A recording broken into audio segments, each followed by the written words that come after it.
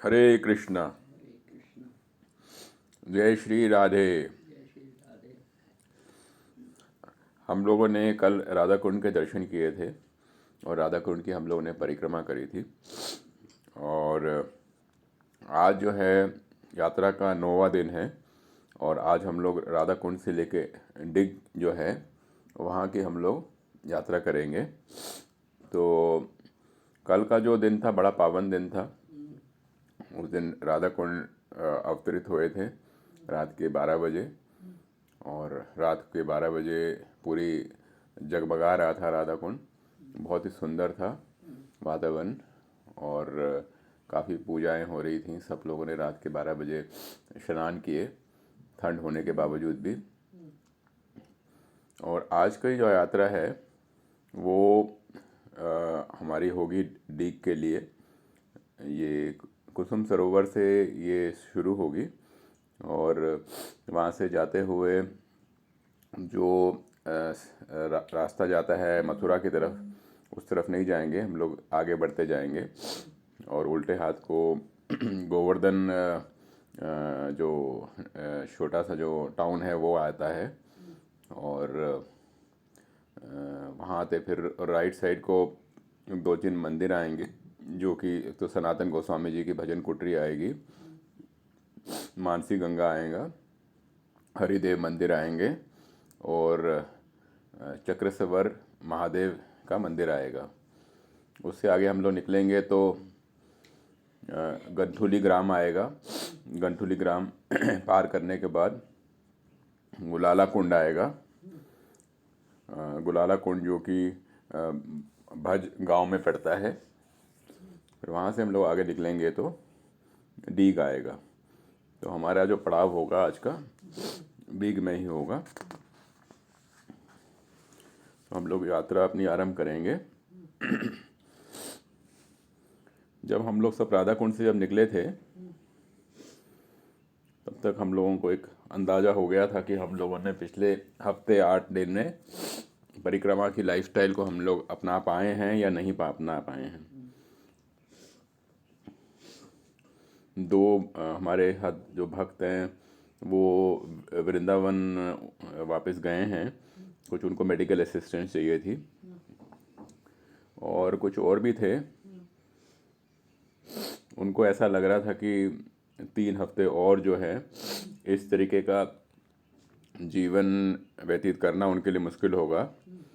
तो उनने भी हमारी यात्रा छोड़ी है। लेकिन कुछ नए चेहरे भी उन हैं जिनने हमें ज्वाइन किया है। और लेकिन ज़्यादातर जो भक्त हैं वो सब आनंद ले रहे हैं यात्रा का। और कल की जो रात्रि की जो स्नान था मिडनाइट का, उसके बाद सुबह उठने में कुछ लोगों को थोड़ी रूटीन में आने में टाइम लगा, क्योंकि रात का जो स्नान था उसमें थोड़ा समय लग गया था। तो इस प्रकार से सब लोग आज जो हैं धीरे उठे हैं। अब हम लोग जब निकल रहे हैं तो हम लोग चक्र तीर्थ तथा चक्रेश्वर महादेव मंदिर से होते हुए निकलेंगे। हम लोग गोवर्धन परिक्रमा मार्ग से निकल रहे हैं और जब तक कि गोवर्धन शहर जो है वो आता है और उसके एंट्रेंस में हम लोग सीधे हाथ की तरफ उठते हैं और थोड़ी देर चलते हैं। उसके बाद हम लोग फिर लेफ़्ट की तरफ जाते हैं और वो जो इलाका है उसको कहते हैं चक्र तीर्थ। चक्र तीर्थ जो है वो मानसी गंगा के उत्तरी भाग में पड़ता है। और जब कृष्ण भगवान ने गोवर्धन पर्वत को उठाया था, उनका जो सुदर्शन चक्र जो था वो गिरिराज के ऊपर था और जो भी बारिश आ रही थी वो उसको इतनी अपनी गर्मी से वो सारा उसको भाप में परिवर्तित कर रहे थे। सुदर्शन जी जो थे, इस प्रकार से उनने पूरे 7 दिन तक और 7 रात तक भगवान की सेवा करी थी। और जब गोवर्धन हिल को वापस जब भगवान ने रख दिया था, तो सुदर्शन जी ने भगवान से प्रार्थना करी थी कि मेरे को कृपा करके यहीं पे रहने दिया जाए। तो यहाँ पे हम मंदिर देखते हैं जो सुदर्शन जी के नाम पे है, इसका नाम है चक्रेश्वर महादेव। और ये जैसे पहले कहा था, ये जो इलाका है वहाँ के 4 क्षेत्रपालों में से एक है, यानी कि शंकर का रूप है जो कि ब्रजमंडल को की सुरक्षा प्रदान करता है। सब हम लोगों ने दंडवत प्रणाम वहाँ पे किए। और बाकी के जो क्षेत्रपाल हैं वो है भूतेश्वर महादेव जो कि मथुरा में है, और कामेश्वर महादेव जो कि काम्यवन में है, तथा गोपेश्वर महादेव जो कि वृंदावन में है। अब हम लोग आगे जो निकले वहाँ से मंदिर से दंडवत प्रणाम करने के बाद, तो आते हैं वहाँ पे श्रीला सनातन गोस्वामी जी की भजन कुटरी। जो संत थे वो रोज़ 24 माइल जो बाहर वाली परिक्रमा है गोवर्धन पर्वत जी की, वो रोज़ किया करते थे। और करते करते वो दंडवत प्रणाम भी किया करते थे गोवर्धन जी को, और जो भी उनको भक्त रास्ते में मिलते थे। तो एक दिन की बात है जब सनातन गोस्वामी जी काफ़ी वृद्ध हो गए थे, तो भगवान उनके सामने आए एक ग्वाले के रूप में, और उनके साथ एक वार्तालाप हुई। तो सनातन गोस्वामी जो थे उनके आंखों में आंसू आ रहे थे, और वो अपने जो थकान थी वो बालक से छुपाने की कोशिश कर रहे थे। और गोपीनाथ जो थे उनने बड़े प्रेम प्यार से सनातन जी को बोला कि इस वृद्ध अवस्था में आपको इतनी तकलीफ़ नहीं करनी चाहिए। उन्होंने कहा कि प्रिय स्वामी जी, आप मेरी जो मैं आपको कह रहा हूँ वो आप मेरी बात माने। तो सनातन गोस्वामी जी ने कहा कि मैंने आपने जो कहा मैं उसका मैं मार्गदर्शन करूँगा, फॉलो करूँगा। फिर जो ग्वाले जो बालक थे वो गोवर्धन पर्वत पे चढ़े गए, और वहाँ से एक शिला लेके आए, और जिस पे उनके चरण के निशान थे। और मधुर वाणी में उनको कहा कि सनातन गोस्वामी को कहा कि कृपा करके ये जो शिला है इसे आप ले लें, और इसमें भगवान कृष्ण के चरण कमल के चिन्ह हैं, और आज से आप इस शिला की आप परिक्रमा करें, और करने से क्या होगा, आपकी जो परिक्रमा करने की जो आपने जो व्रत रखा हुआ है वो भी पूरा हो जाएगा। इस प्रकार से कहने पर उनने शिला जो थी सनातन गोस्वामी जी को दे दी, और वो लुप्त हो गए। ये जो वर्णन है भक्ति रत्नाकर में पृष्ठ 170 में आता है। ये जो शिला है इसको आज भी राधा दामोदर मंदिर में जो कि वृंदावन में है वहाँ पे इसकी पूजा करी जाती है। और कुछ सोचने के बाद, उस समय की बात है, सनातन गोस्वामी ने सोचा कि मैं अपनी भजन कुटरी जो है वहाँ के मैं छोड़ के चले जाता हूँ, क्योंकि यहाँ पे मुझे बहुत ही ज़्यादा मच्छर जो है तंग करते हैं। उस समय की बात है कि चक्रेश्वर महादेव आए एक ब्राह्मण के रूप में, और उनको विनती करी कि कृपया करके आप यहाँ से छोड़ के ना जाएं। और उनको बोला उनने कि मैं आपको ये कहता हूँ कि भाई आपको यहाँ पे मच्छरों का आपको कभी भी आपको डिस्टर्ब नहीं करेंगे। तो उस समय के बाद से ऐसा कहा जाता है कि वहाँ पे जो मच्छर हैं एकदम लुप्त हो गए। और जो चक्र तीर्थ है वहाँ से हम आगे बढ़ते हैं परिक्रमा रोड पे जो कि गोवर्धन की दूसरी तरफ है, और हम लोग शकिशिला गांव के पास से जाना शुरू करते हैं। हम लोग रास्ते में जा रहे हैं और हम लोग जाते जाते दान घाटी तक पहुंचते हैं। उसके बाद सीधे हाथ को डीग आता है और हम लोग जैसे आगे जाते रहते हैं, हम लोग देखते हैं कि किस प्रकार से गोवर्धन पर्वत जो है वो लुप्त होते जा रहा है। और ये भी एक दर्शनीय एक ये है, देखने वाली चीज़ है। गोवर्धन जी हैं जो कि वो एकदम मतलब लंबाई में हैं और चौड़ाई में बहुत ही कम हैं, और आगे बढ़ते बढ़ते जो उस पहाड़ी के जो ऊपर जो पेड़ हैं वो भी धीरे धीरे लुप्त हो रहे हैं। अब हम लोग जब आगे बढ़ रहे हैं तो गंथुली ग्राम आ रहा है। 3 किलोमीटर आगे जाने के बाद हम लोग गंथुली ग्राम पहुंच जाते हैं। ये जो है दीनबंधु प्रभु की फेवरेट जगह है। और गंध का मतलब होता है नॉट, तो इसको गंथली ग्राम कहते हैं। भक्ति रत्नाकर में इसका वर्णन आता है और यहाँ पे होली खेली जाती है। जो सखी हैं उनने क्या किया था, गुप्त रूप से उनने राधा रानी के और कृष्ण भगवान जब वो बैठे हुए थे तो उनके कपड़ों को बांध दिया था।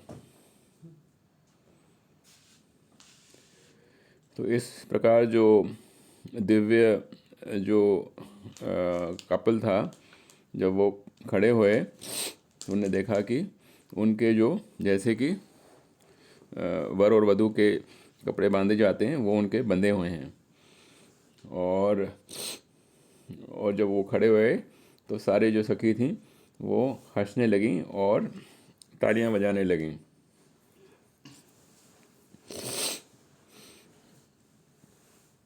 तो इस प्रकार से सबने उनके ऊपर भगवान होली के रंग डालना शुरू किया था। वहाँ पे आप आगे जाएंगे तो गुलाल कुंड आता है, जो कि गंथली ग्राम से एकदम एंट्रेंस से पहले ही आता है। गुलाल कुंड का नाम इस प्रकार से है क्योंकि उसका जो रंग है पूरी तरह से पिंक है, जो कि होली के रंग से हो जाता है। तो वहाँ पे इतना ज़्यादा रंग डाला जाता है कि वो सारा एरिया जो है गुलाल के रंग से एकदम पिंक हो जाता है। वहाँ के जो पेड़ हैं वो भी उसी रंग में हैं, यहाँ तक कि हमें ऐसा लगा कि जहाँ के जो पक्षी हैं वो भी इसी रंग के हैं, जो पानी है वो भी उसी रंग का है। तो इस प्रकार से गुलाल कुंड जो है का नाम उस समय से चले आ रहा है जब कृष्ण भगवान ने यहाँ पे होली खेली थी। गंतुली ग्राम जो है वहाँ पे एक और लीला है भगवान की कि रात के समय में जब चैतन्य महाप्रभु हरिदेव जी के मंदिर में यहाँ रहे थे तो उनके मन में ये आया था कि गोपाल जी के विग्रह को वो कैसे देख सकते हैं, जो कि गोवर्धन पर्वत के ऊपर रहते हैं। और क्योंकि महाप्रभु का तो ये था कि वो गोवर्धन के ऊपर अपना चरण नहीं रखेंगे, तो उनने बोला था कि मैं गोवर्धन पर्वत पर नहीं जाऊंगा। तो लेकिन गोपाल जी को ये बात समझ आई चैतन्य महाप्रभु की, और उनने एक ट्रिक खेला ताकि वो भगवान को चैतन्य महाप्रभु को दर्शन दे सकें। तो उनने एक अपने ही लीला से ये एक भ्रांति फैला दी कि कुछ तुर्की सैनिक जो हैं वो गांव पे आक्रमण करने वाले हैं। तो जब ये ऐसा उनको सुनने में आया तो उन जो वहाँ के गांव वासी थे उनने क्या किया, गोपाल जी को गंतुली ग्राम में नीचे शिफ्ट कर दिया, और इस प्रकार से चैतन्य महाप्रभु उन्हें देख पाए थे, है ना। जय श्री राधे, हरे कृष्ण। तो इस प्रकार से उनको दर्शन हुए और गोपाल जी के महाप्रभु ने पूरी तरह से दर्शन किए और वो पूरी तरह से प्रेम विभाव हो गए। तो चैतन्य चरितामृत में इसका वर्णन आता है 18वें चैप्टर में। उसमें ये बोलते हैं कि जो श्री कृष्ण का जो उल्टा हाथ है और जो उनकी जो आँखें हैं वो जो हैं कमल की जो पंखुड़ियाँ हैं उसकी तरह हैं। वो हमेशा आपके सुरक्षा करें। अपने उल्टे हाथ से उनने गोवर्धन पर्वत को अपने सिर पे इस प्रकार से उठाया था जिस प्रकार से खिलौना हो। तो इस प्रकार से उन्हें कविता बना के चैतन्य महाप्रभु ने उस समय कही थी और वो उस समय फिर वहाँ पे पूरे दिन भर नाचते रहे। और ये जो उनके भाव थे ये समझना आम आदमी के लिए बहुत ही मुश्किल है। तो गोपाल जी की खुशी के लिए वो नाचते रहे। चैतन्य महाप्रभु जी ने उनके दर्शन किए 3 दिन तक और चौथे दिन पर गोपाल जी को गोवर्धन पर्वत पे जहाँ था पर्वत जहाँ मंदिर था वहाँ पे फिर से स्थापित कर दिया गया।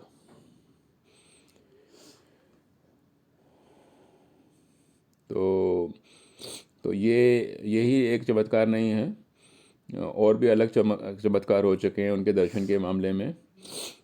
श्री चैतन्य चरितामृत में इसके बारे में वर्णन आता है कि इस प्रकार से वो भगवान ये फैला देते थे भ्रांति कि जो मुस्लिम हैं वो आक्रमण कर रहे हैं और इस प्रकार से वो नीचे आ जाते थे।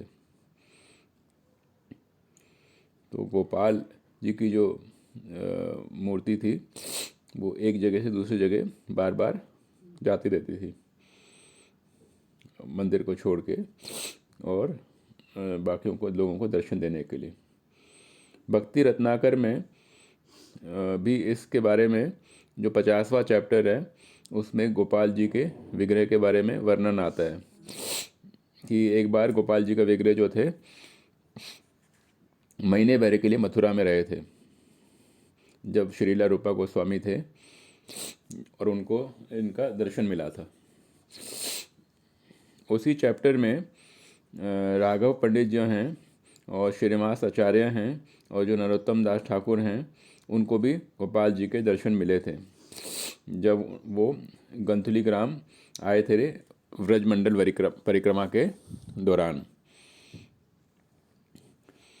अब हमारी जो यात्रा है डिग के लिए वो लंबी है तकरीबन 19 किलोमीटर की, पर रास्ते में जो ज़मीन है वो एकदम मुलायम है, ना कोई कांटे हैं ना कोई पत्थर हैं और हम सरकारी सड़कों पे चलेंगे। और तो एक भक्त ने कहा कि क्या भाई टार वाले जो रोड होती हैं काली काली जो रोड होती हैं वो भी क्या धाम का हिस्सा हैं। और उसने मजाक में कहा कि मुझे नहीं लगता कि ये सड़कें जो हैं गोलोक से आई होंगी और ज़रूर ये जो सड़कें हैं आज से 5000 साल पहले नहीं होंगी। और फिर हम लोग आगे बढ़ते गए और कुछ लोग जो थे वो नंगे पैर ही चल रहे थे और नंगे पैर चलने में कठिनाई होती है लेकिन भक्त होते हैं तो वो चलते हैं। और कुछ लोगों को ऐसा लग रहा था कि तारमेट सड़क पर चढ़ते हुए जैसे कि दिल्ली की सड़कों में चल रहे हों, लेकिन सड़क के साथ जो सॉफ्ट भूमि थी उस पर काफ़ी सारे भक्त चल रहे थे और इस प्रकार से हम लोग आगे बढ़ते गए। तो गोवर्धन डिग सड़क के आगे एक स्थान आता है इसका नाम है भजा। उसको पहले रहेजा भी कहा करते थे और वहाँ पे जो इंद्र जी जो थे वो सुरभि गाय को लेके आए थे।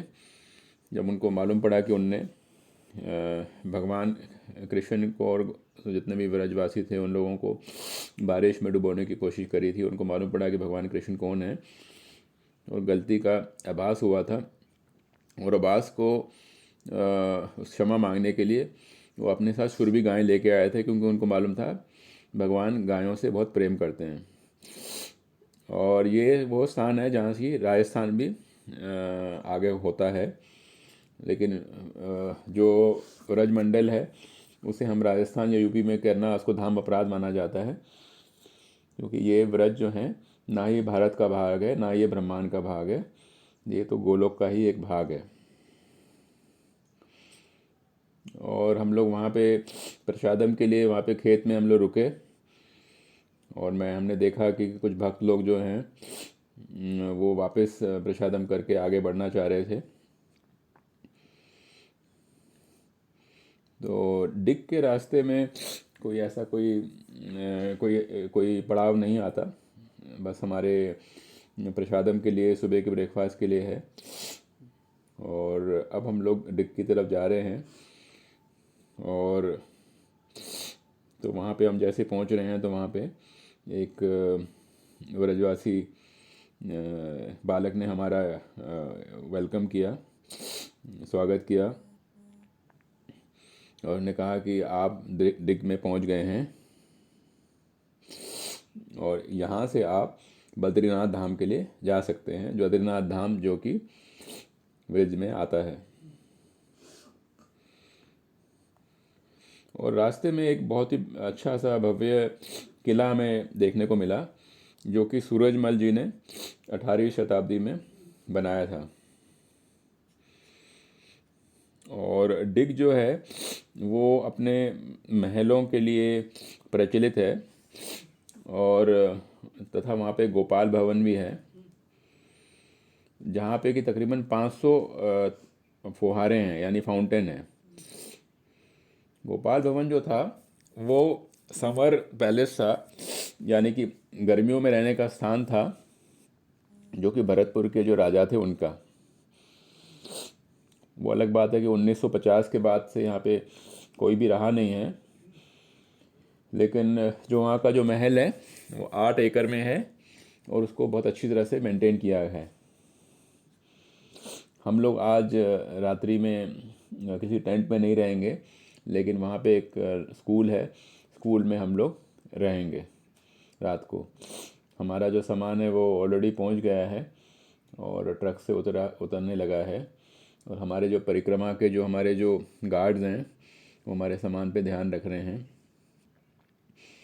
तो हमारे जो परिक्रमा के जो गार्ड्स हैं वो हमारे साथ पूरे महीने भर रहते हैं और हमारे सामान पे भी ध्यान रखते हैं।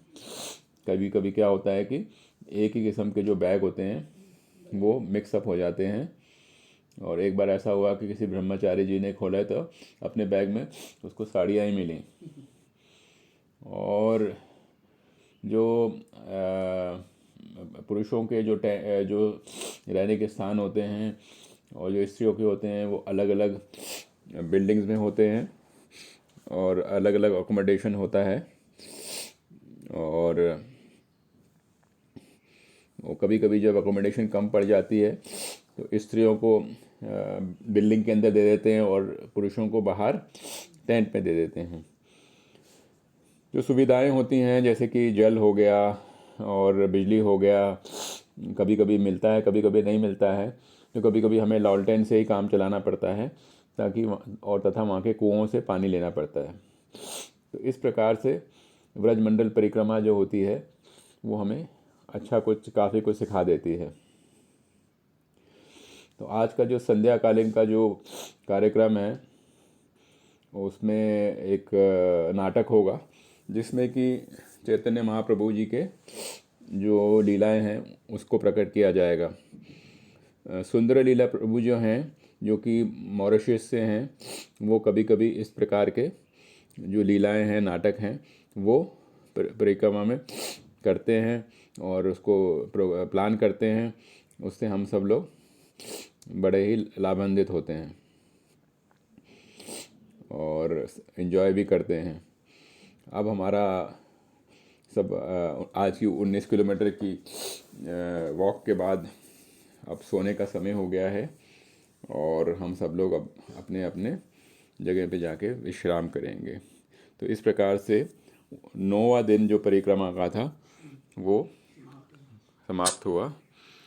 हरे कृष्णा कृष्णा कृष्णा हरे हरे, हरे राम राम राम हरे हरे।